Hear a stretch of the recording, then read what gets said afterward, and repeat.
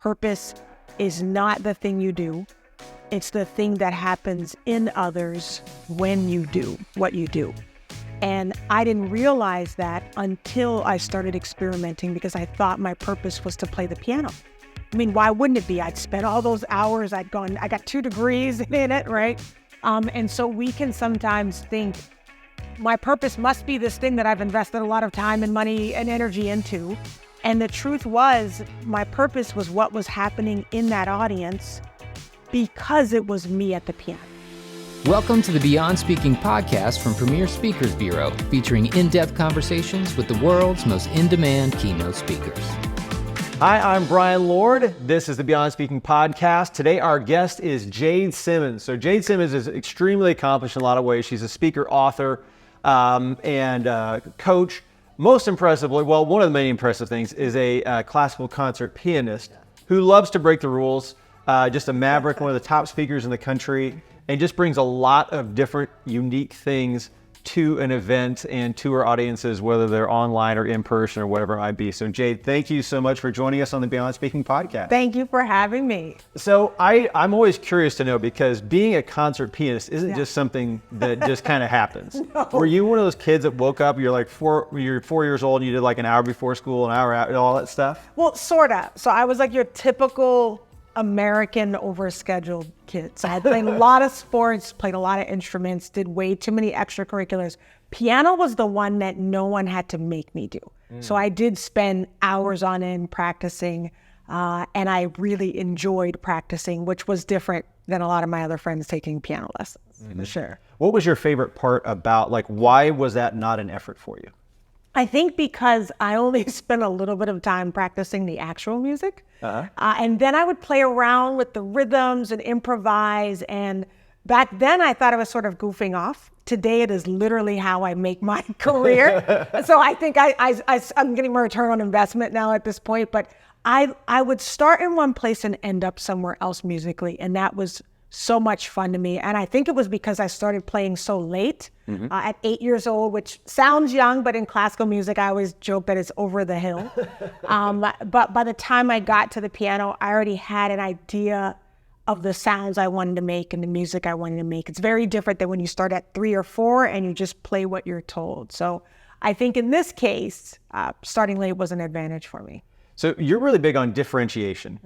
How do you think that played into you being, because with classical music, a lot of it, we were joking around, we're in Music City here, and almost everybody here plays instruments or sings or something like that, and we're just the people making phone calls and sending emails. It's just over talented with music. But where do you think that gives you that comfort level? Because classical music is this is how you do it. And then to break out of that takes a lot. Where does that come in? I think so much of my differentiation, I'll be honest, was accidental in the beginning. I didn't realize that's what I was doing. Now I teach people how to do it on purpose. But when I was first starting out, the biggest differentiating factor I had was that I started speaking to the audience. And all the other musicians, we come out, we bow, we play, we go home. You don't say anything. It's not about you. It's about Beethoven. And I started talking to the audience in between the music, and that took on a life of its own. And the funny thing is, as you talk to your audience, you start to find out what they're really there for. And I think as a classical musician, because so much of it is about as flawless an execution as you can have, you think they're there to hear perfection. And you find out, no, I'm here for escape, or I'm here for adventure, or I'm here to relax. And when you find out what the audience actually wants, you can then begin to deliver these different things back into your experience. And I think what I started to discover was there were things that I enjoyed that I thought were off limits in the classical arena that weren't. I enjoyed other genres of music. I enjoyed speaking, inspiration, humor. So as I began to bring more of myself into the room, I noticed the audience, they wanted those parts. And I think that kind of back and forth gave me continual permission to be more of who I was. So the funny thing is, differentiation really is about bringing more of those parts of yourself that we've laid down in the name of focus or perfection or standard, and really understanding that the real standard is bringing all of those things in for greater impact. How did you deal with pushback? And where did you was it more pushback from your fellow performers, from teachers, from audience? And where did that pushback come from and how did you deal with it? What pushback? Everybody loved everything that I did the first time out of I'm just guessing. I don't know the answer to this question. No, so pushback, there's perceived pushback. I thought the audience was going to push back because hadn't they come for the Mozart? The real tangible pushback was in my own management at the time. My managers would say, Jade, what do we tell people? Are you a pianist, a speaker, a rapper, a beat maker? Because at this point I was doing all these different things. And they had me very nervous that the audience was just going to revolt and walk out of the room. And the funny thing is, people might have left, but I never noticed because if they left, those seats were instantly filled by people who wanted the diverse experience I was offering. So there is, I always say, 2 levels of pushback, the pushback in your head that is often not very accurate. I had more audience members who'd said, I came for the Beethoven, but that hip hop stuff you did was pretty incredible. Or I came for the hip hop, but that Beethoven dude is dope, right? So people were getting introduced in different ways. And the unintended effect, and I think this was especially poignant to me as an African American, was that I had been playing for pretty monolithic audiences before then. And the more I diversified my experience, organically the audience started to diversify itself. Mm-hmm. So I now had a much more varied demographic in terms of age. I had people who I said come for one thing and left with something else. There was a guy who played guitar who loved the African drumming because it was based on a beat that he'd heard Santana, use in one of his performances. So we were making all these connections. And I think to push through the pushback is to realize that if you are doing something that is of value to you, there's a good chance it's going to be of value to someone else as well. And then trusting that someone else is more than you think. It's not one person. And today it's whole audiences who are coming for an adventure, not for just a recital. Yeah. Purpose is a huge word. You mentioned it a couple times. Purpose is a huge word for you. What does that mean to you? And how have you, I know you're saying these things kind of accidentally happen, but how did you find your own purpose? Yeah, I say accidentally, and truth is I don't really believe in accident, but on the surface, that's what it'll look like. Mm-hmm. I believe, my big purpose soapbox statement is that purpose is not the thing you do. It's the thing that happens in others when you do what you do. And I didn't realize that until I started experimenting because I thought my purpose was to play the piano. Why wouldn't it be? I'd spent all those hours, I got 2 degrees in it, right? And so we can sometimes think my purpose must be this thing that I've invested a lot of time and money and energy into. And the truth was my purpose was what was happening in that audience because it was me at the piano. Mm. But that also meant maybe that same thing will happen if I'm on a microphone or if I write a book or if I'm coming from a pulpit. And lo and behold, it was true. My purpose, I know today, is to activate audiences into being bigger and bolder, believing bigger and bolder. And it just so happens I get to do that through music, through speaking, through preaching, through coaching. And it's probably the most freeing thing in the world to realize that your purpose gets to come with you wherever you go. So it's huge for me personally.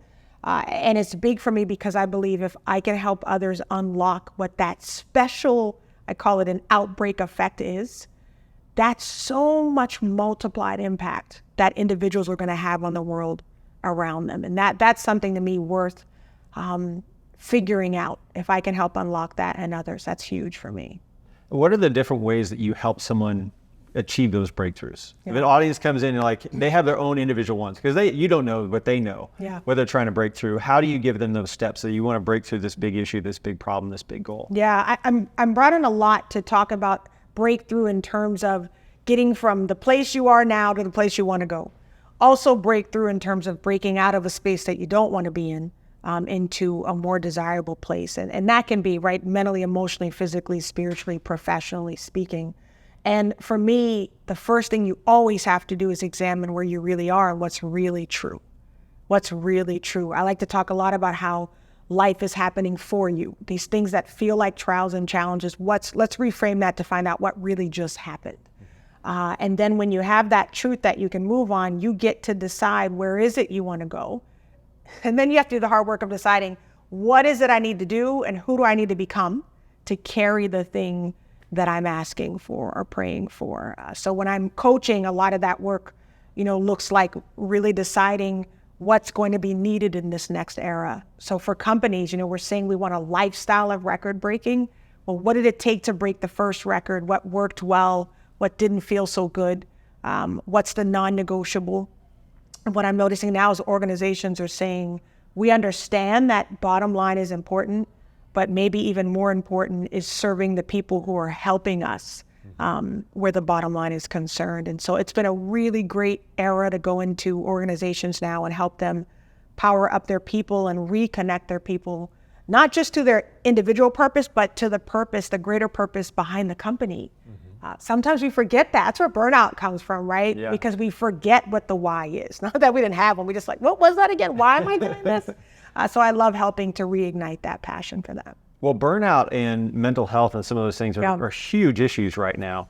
What advice would you give to either leaders, or if you're talking to a company as a whole, what advice would you give to them to dealing with, things like burnout or mental health issues? Yeah, a lot of people don't know, and they wouldn't really have a way to know this because it's not all over the internet, and it was way before social media was as big as it is now. But I am a former Miss Illinois.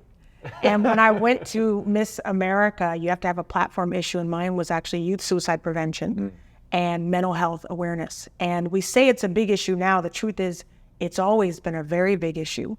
It's never gotten the attention that it's needed. So the good thing about this season, whether it's, from what happened during COVID, is we're now paying more attention, and we're understanding it's not a private issue to be dealt with just at home or on your free time, because it's people and whatever the issues are coming to work with them. And so I think it's really awesome just to be in an era finally of awareness and transparency. That is huge, providing a space where people can be transparent. I think the latest statistic is that in the next few years, 60% of the workforce will be dealing with some sort of atypical neurological issue or mood disorder. And so we as leaders of organizations need to be prepared for that. And I think that first thing is awareness and transparency. And then what does it look like to seek help, making that normalize, right? Normalizing seeking and asking for help. And then I think at least with my kids, being open about what mental health really is and what it looks like, being open about what's normal. I will tell my daughter, it's okay to be moody. It's okay to be angry. Now, how does it look to understand our emotions as signals versus being absorbed by our emotions? So just even teaching emotion management now has to be a thing. And I think it's a challenge. I know workplaces are saying, is there one more thing that we have to do? But this is one that's rewarding for us all. If we spend so much of our life at work, we need to be sound and happy and whole and healthy. And I believe purposeful at work as well. People being able to find meaning and purpose in the space where they're spending that much time will greatly improve the way they feel about that space and the mood they're in when they're there. Yeah. One of the things that comes with how to have that positive space is culture. And I know you've been speaking about culture a long time. Yeah. Last few years, obviously, DEI and those sorts of things have been really important within that. Where do you see culture as a whole and maybe DEI within that? Yeah, I think the way we talk about kind of the last few years, the pandemic, as well as, we talk about, wow, we've got to adjust to these new norms. And the way I've been saying it is, no, we get to create the next norm. So when I talk about culture, yes, there's an element of diversity, equity, and inclusion in there, but the larger part is, what is the atmosphere we get to create as an organization? And there's some really powerful moves we get to make in this kind of era of wiping the slate clean, especially with these multi-generational workplaces, right? What is the atmosphere we want people to have? What are the ideals that are important to us? How do we want to move? It's easier for companies that are smaller But I do believe it's possible for large companies to reset where culture is concerned. And part of that is taking the temperature of the room, but I also believe as leaders, we must set the vision. Everything is not consensus. Vision usually starts from an individual or a core group that says, this is where we are now, and this is where we want to go. What does it look like and feel like to get there? And those two questions determine what culture gets to be. So I like to think from a place of opportunity, privilege, and honor. How do we honor the people who are building with us? How do we serve them? And then how do we excite them as well? Looking specifically at leaders, how can leaders really find their purpose and passion? I think knowing that your purpose is not to wear whatever the title is that has you in the position of leader, right? If you think, oh, my purpose is to be CEO, or in my case, my purpose is to play the piano, or my purpose is to be a mom, you instantly lock purpose up into those titles or industry or profession. Freeing that, freeing purpose looks like, what happens in this particular group that I'm leading because I am the leader? A lot of times we come in, we look at the predecessor, we get worried about what the legacy is going to be. But what does it look like to just say, in a natural conversation, what breaks out because I'm in it? I was just recording some content along these lines, and the questions I was telling listeners to ask is, what do I cause? What do I create? What do I calm? And then also, what do I focus? What do I fire up? And what do I free? And the answers to that tells you what you naturally, organically do. And then you get to recycle that into your leadership. If I'm naturally designed to fire up people to move with more intensity, what will that look like in my leadership to get them to move more intensely? Sidebar, I made a move in my company that the team doesn't know I know, but they're not that happy about it. And it's a daily stand-up meeting. And, we've been remote for so long, and people are so flexible that to have to come in every day at the same time virtually feels like this big burden. And I've decided, of course they'll hear this now and no, but I've decided not to address it as, you guys aren't doing this the right way, you're not coming with a good attitude, and just continue to show up myself in a way that I would want them to show up. Maybe one day they'll all turn their cameras on at 9 a.m. Maybe they'll come with enthusiasm, but we're doing it so that we can stay better connected to what we're actually doing, what we're driving towards. And I think leaders have to take that risk and do things that may not be popular in the beginning. But if we can see the vision to what it is at the end and then show up looking like how we want our teams to look, I think that's half the battle. Check back with me in 2 months or so, and I'll let you know if it worked. Well, I'm excited to see how the experiment goes. Yeah. You do all these different things, as a classical pianist, as a coach, as a speaker, as an author. Out of curiosity, what is the one that, like back when you were 8, playing piano took the least, that you needed no encouragement to do? What's the thing that is the easiest to do right now out of those things? Out of all those things, speaking is the easiest. Back in the day, it would have been piano. But now speaking and teaching or creating content, I can do it in my sleep. If we actually for a season would tell some of our prospective clients, listen, put Jade on speed dial, because if somebody cancels on you or you need something on hours notice, I can hop on a plane and do it. I love speaking spontaneously. Playing now is the thing that now it's for me. I get to go home to it and luxuriate in it, and I don't have to prove anything with it. Playing now enhances what I do as a speaker, so I've taken some of the pressure off of those notes, and I feel like I get to create in a different way now. One of the things you talked about earlier too is legacy, and and I'm curious to know, just kind of wrap things up here. So if you were, what did you get musically, or what gifts did you get from parents? And I know you were talking about you're here in Nashville. You have gifted kids too, who are performers. And what are you passing along to them? So I am a chronic overachiever, and my parents encouraged that within me. Whatever I wanted to do, they told me I could do.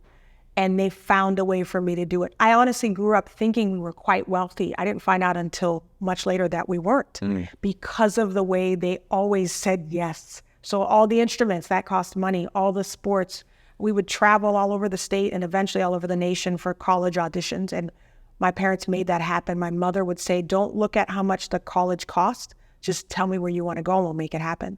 And I ended up having the most scholarships in the history of my school because my mother sought out all these scholarships, made sure I applied.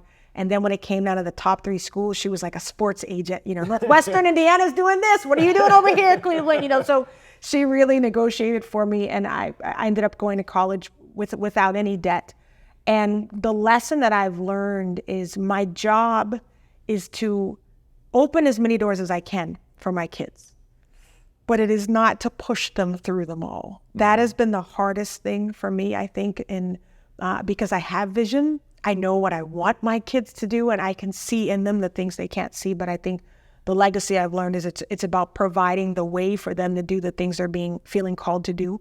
And I hope that the legacy I leave with them is the understanding that purpose can start as soon as they're ready. I ask my kids all the time, what do you think your purpose is? What are you noticing happens when you're in the room? Mom, the purpose questions, right? But I know it's going to pay off in the end. And my hope is that they live life not chasing a passion, but following purpose, and the passion they have will follow them as well. That's great. Well, Jade, thank you so much for coming on. And for those watching and listening, definitely go to premierspeakers.com and check out Jade Simmons. And also, if you're watching, listening, make sure to subscribe, rate, and review. So, Jade, thank you again for being on the Beyond Speaking podcast. Thank you for having me. Thank you for joining us for the Beyond Speaking podcast. To learn more about today's guest, visit premierspeakers.com. Make sure to subscribe and leave a review wherever you listen.